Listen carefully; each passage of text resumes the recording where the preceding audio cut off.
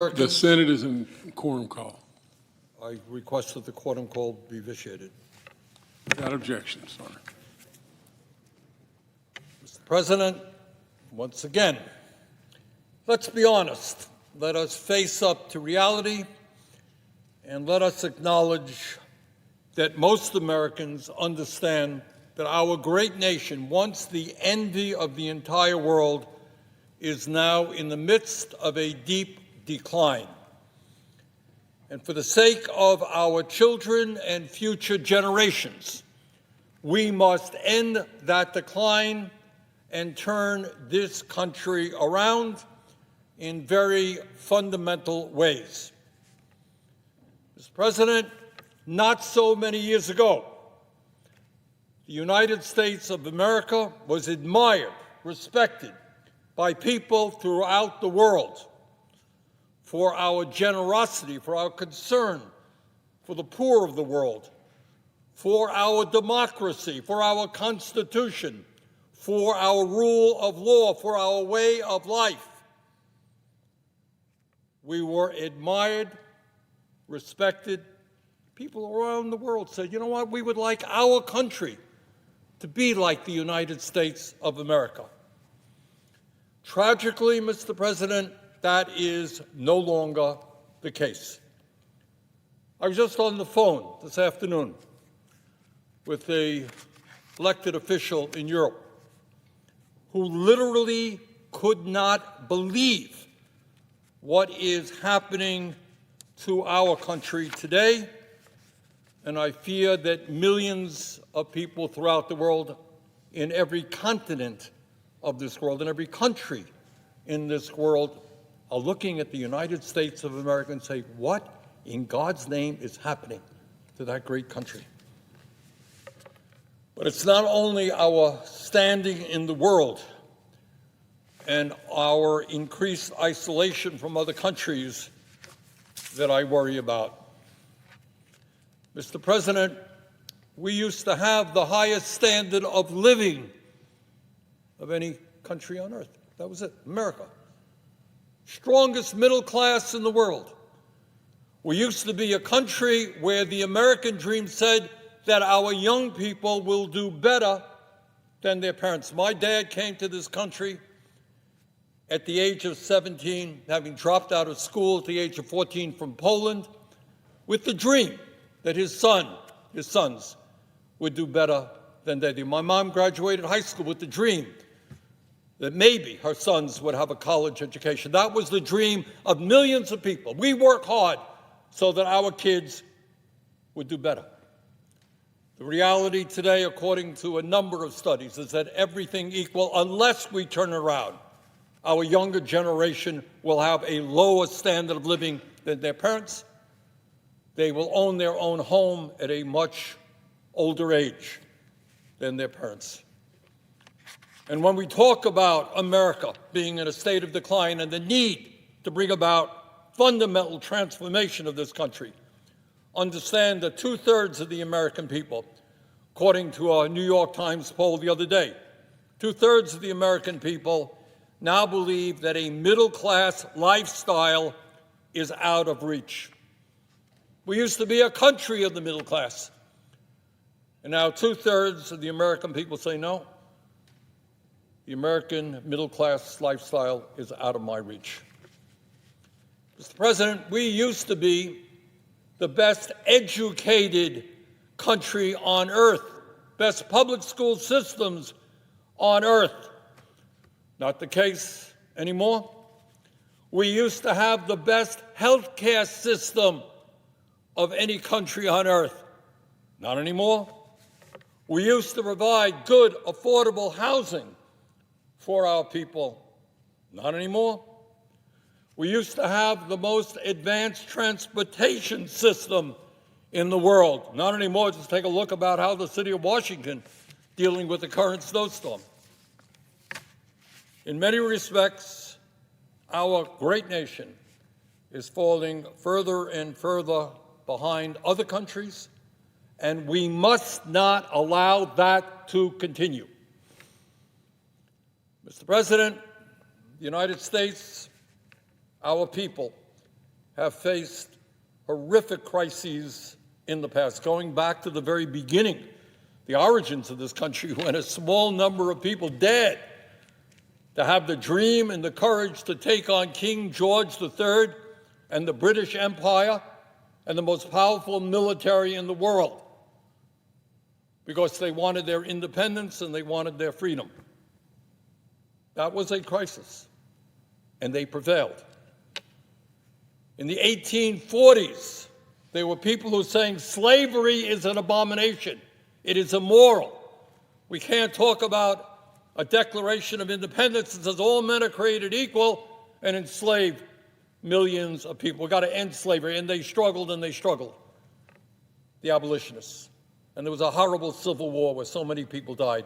Finally, we ended the abomination of slavery, and the struggle continued to Martin Luther King Jr. and the Civil Rights Movement and the end of segregation.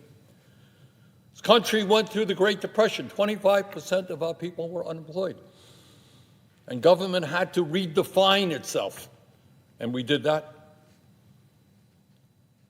When the Japanese attacked Pearl Harbor in 1941, December of 1941, we were not prepared to fight a war in the East or a war against Hitler in Europe. And yet within a few years, because the country came together, and instead of building cars, we built tanks and we built fighter planes, we ended up winning that war. Won a war on two fronts. Bottom line, in all of these crises and others, the nation came together and prevailed. We did it then, and I have little doubt if we do not allow people to divide us up by where we were born or the color of our skin, we can once again overcome the crisis that we are in right now, which in my view is the most serious crisis in the modern history of our country. And let me just say a few words about what is happening in Minneapolis right now as I speak. Let me be very clear.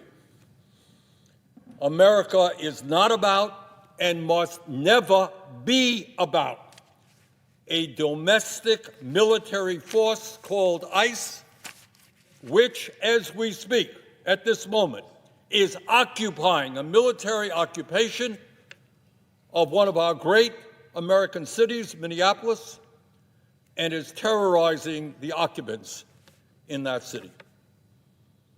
America is not and must never be about federal agents shooting American citizens down in cold blood, breaking down doors to arrest people, or sending 5-year-olds to detention centers, all in clear violation of our Constitution.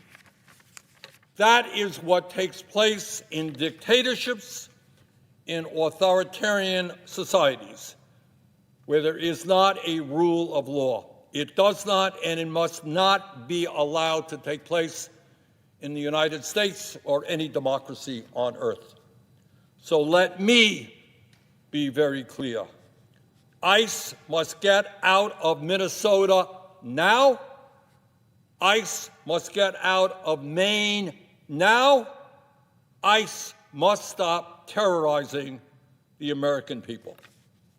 Not another penny should be given to ICE or Customs and Border Patrol unless there are fundamental reforms in how those agencies function and until there is new leadership at the Department of Homeland Security and among those who run our immigration policy.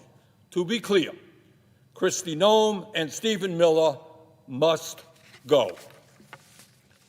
But Trump's movement toward authoritarianism is not just about the use of his domestic army against the American people.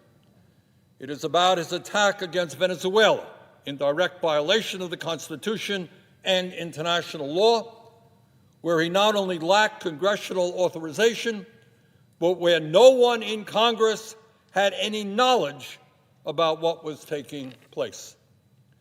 Trump's authoritarianism is about disrupting the 100-plus year alliances we have had with our allies in Europe, and insanely threatening to seize Greenland from our longtime ally, Denmark.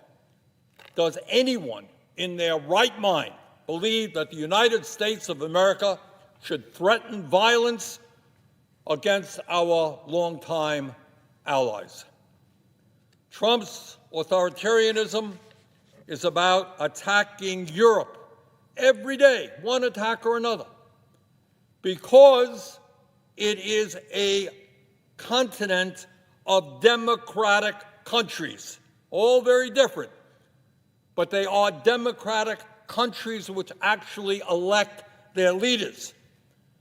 And apparently, increasingly, Europe and these countries will not simply do Trump's bidding, will now come to him with all kinds of gifts, while at the same time, as he attacks Europe every day, demeans Europe, insults Europe, he is busy cozying up to his autocratic friends in Saudi Arabia, who have helped line his pockets with billions of dollars from cryptocurrency and real estate deals. Not a problem that the head of Saudi Arabia is a murderer who our intelligence agency believed was responsible for the death of Washington Post correspondent Jamal Khashoggi. He is our ally. He's got a lot of money, trillionaire family, wealthiest family on earth, could do Trump family a lot of good.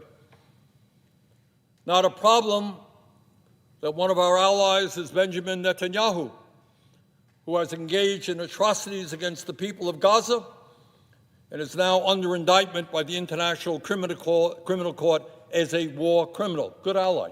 Those are the kind of guys we want. War criminals, trillionaires who put dissenters in jail. Saudi Arabia, a dictatorship. Trump's authoritarianism is about his repeated threats to make Canada, I live 50 miles away from the Canadian border, Canada one of our closest and most dependable allies, the 51st state. I mean, just think for a minute. Our allies for decades and decades, close friends, and you go around insulting this country and say you're going to become our 51st state. What world does Trump live in? How does his mind tell him to do that? Let's be clear. The American people want us to ally ourselves with democracies around the world, not dictatorships, not authoritarian societies. They do not want to be allied with or put American lives on the line for dictatorships like those that exist in Saudi Arabia, Qatar, the United Arab Emirates, or least of all, Putin's Russia.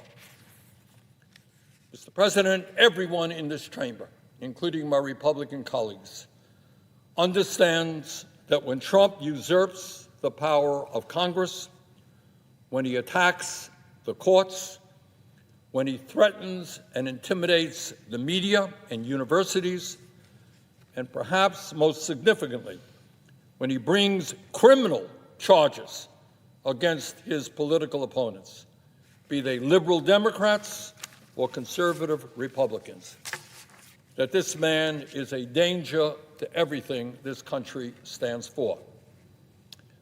My Republican colleagues know this, and the time is long overdue for them to begin speaking out against Trump's dangerous movement toward authoritarianism.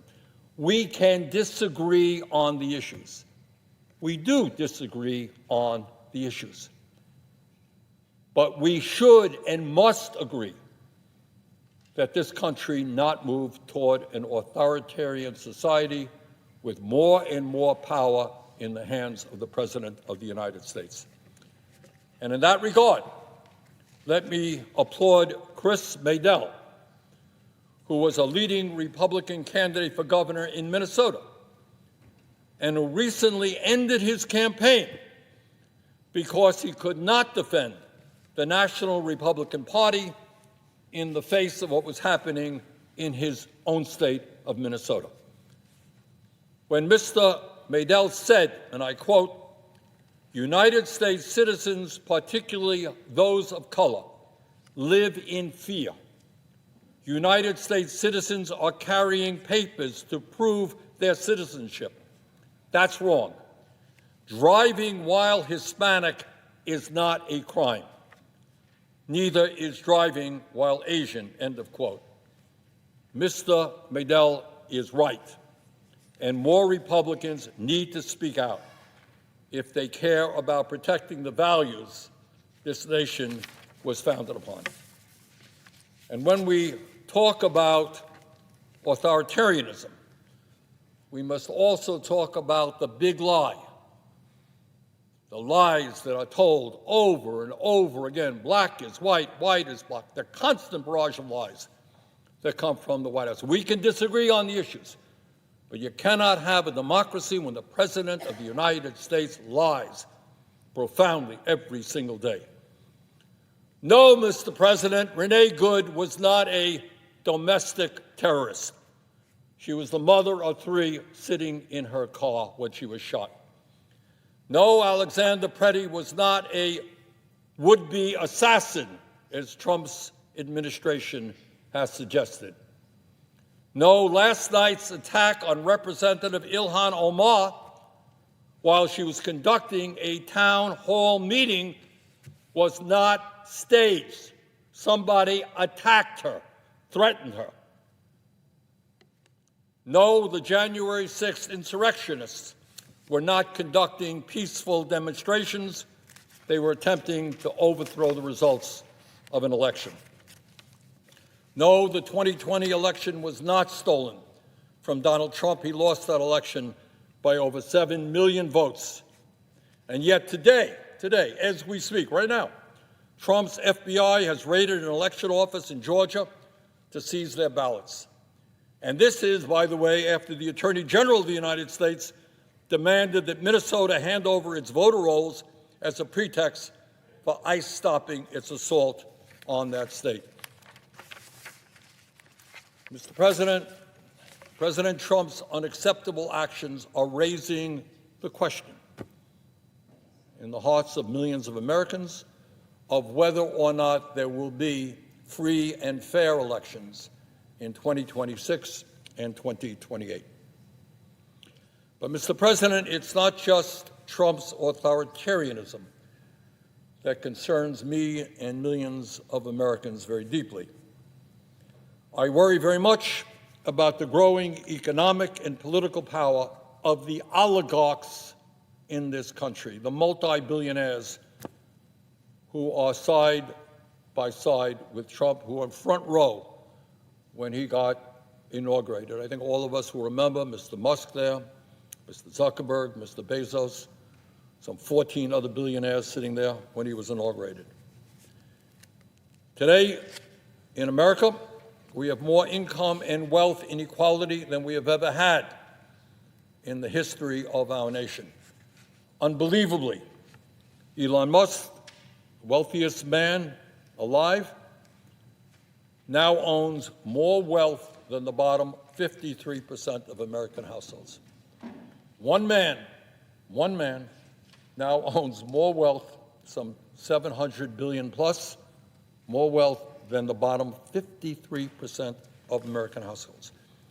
Top 1% now owns more wealth than the bottom 93%. CEOs of large profitable corporations now earn 350 times what their average worker makes.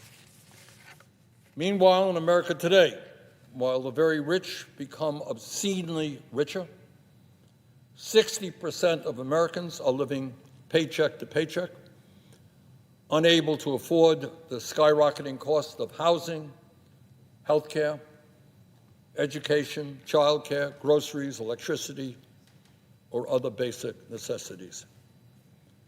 Very rich becoming phenomenally richer, tens of millions of Americans struggling to pay for their basic needs.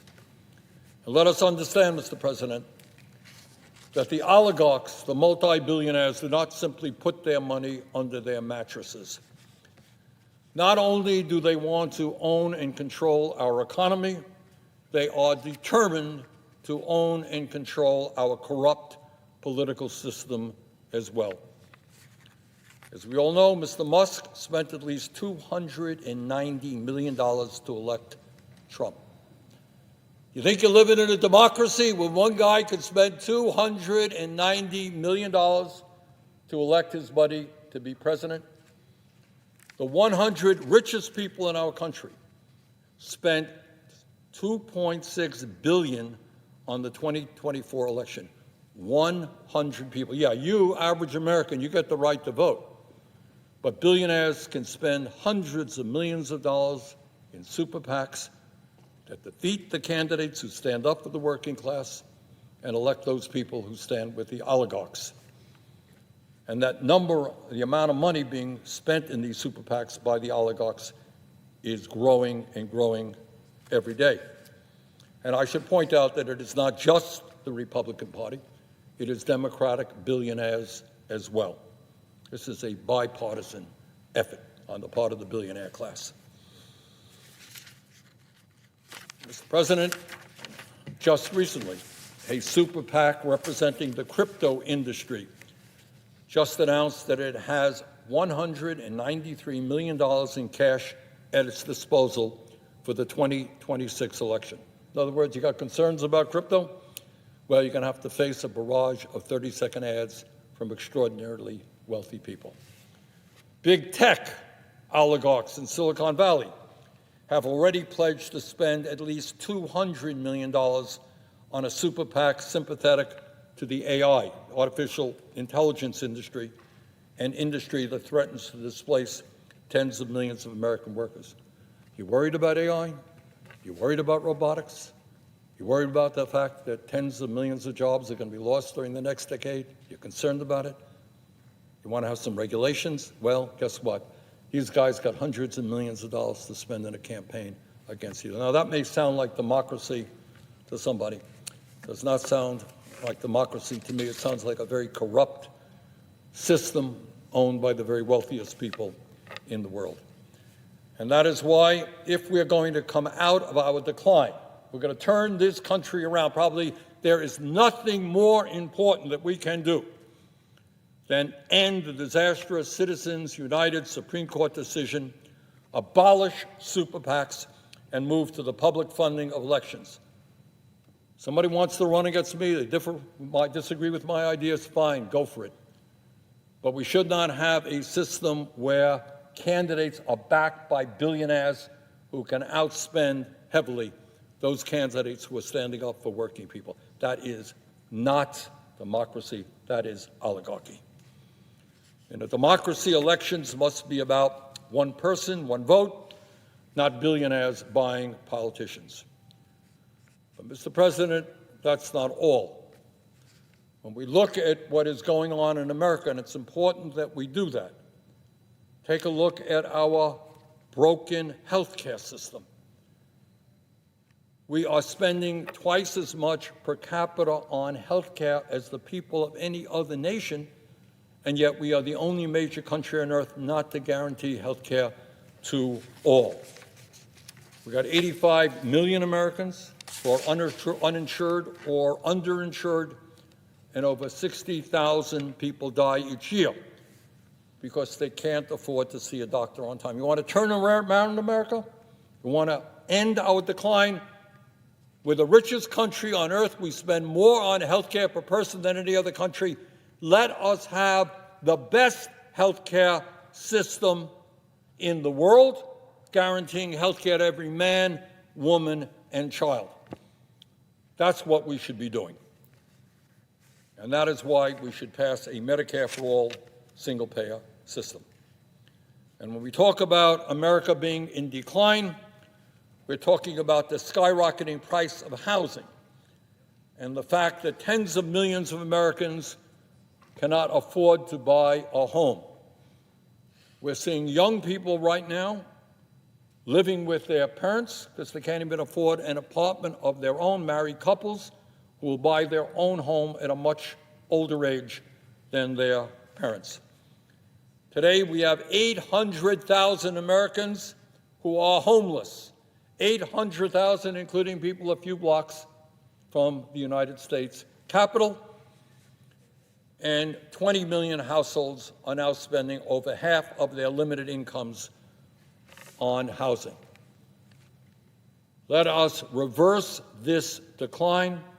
Instead of giving tax breaks to billionaires, let's build the low-income and affordable housing this country desperately needs. In the wealthiest country on earth, it is not a radical proposition to say that every American should be able to live in decent, affordable housing.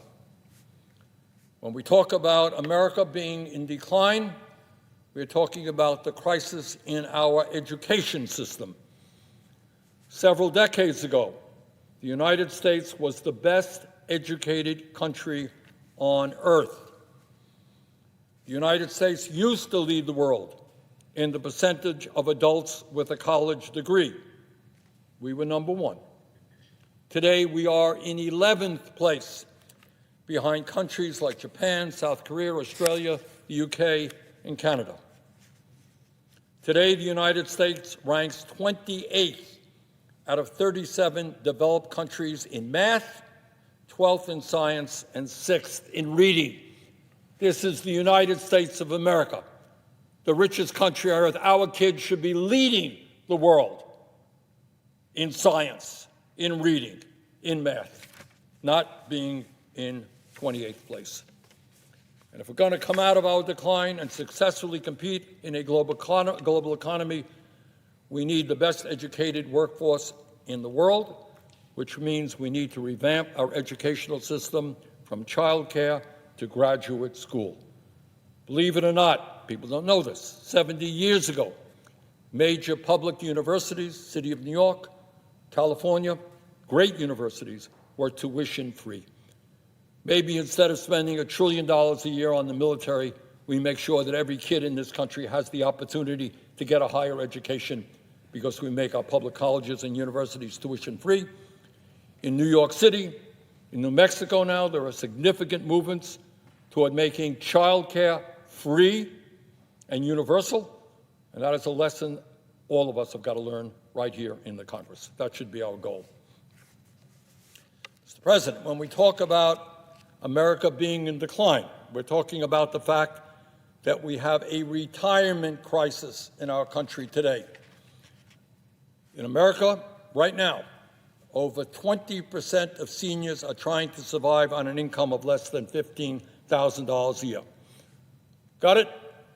20% of seniors are trying to survive on $15,000 or less. One guy is worth over $700 billion.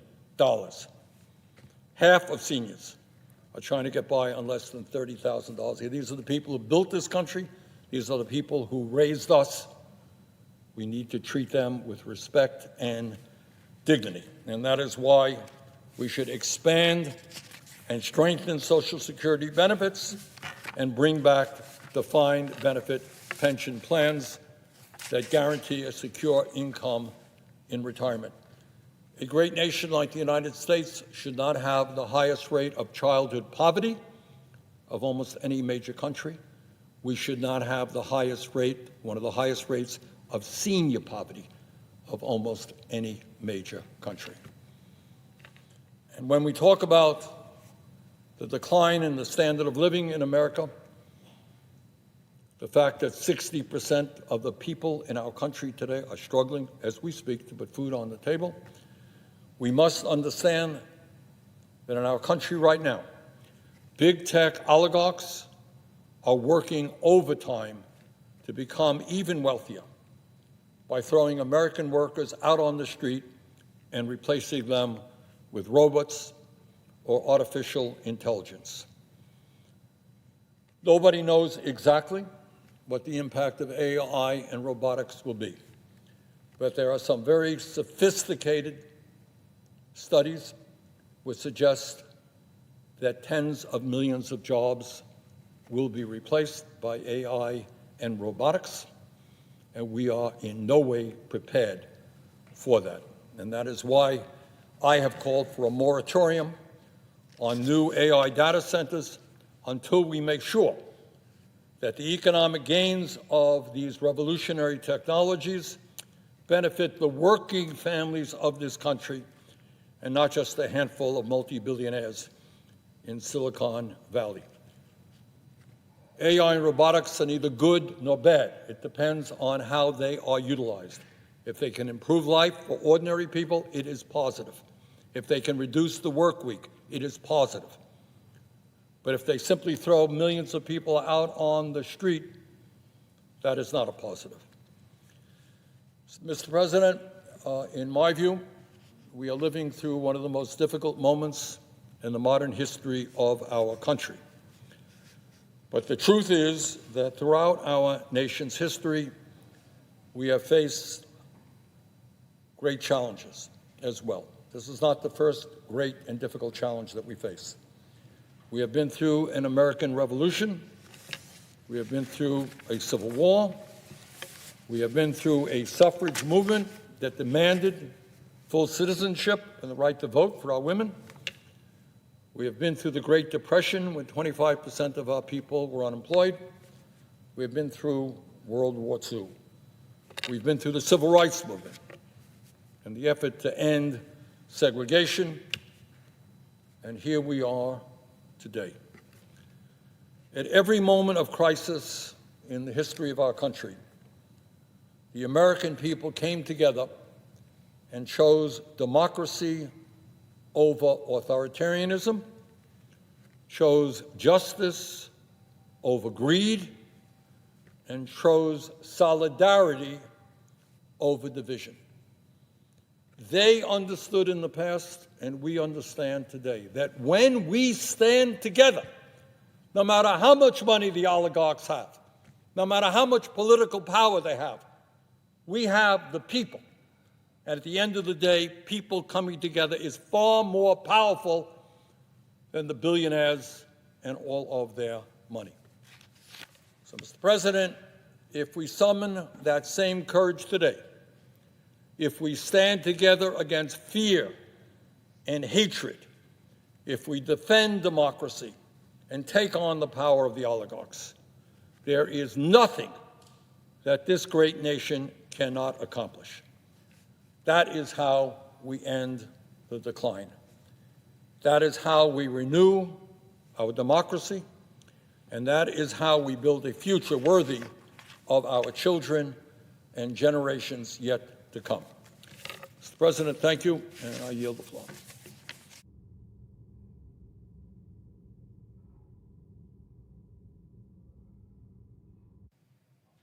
Mr. President.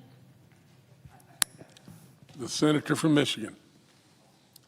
Mr. President, I rise today because of what's going on in Minneapolis. As we've all seen in real time with our own eyes, Alex Preddy, 37 years old,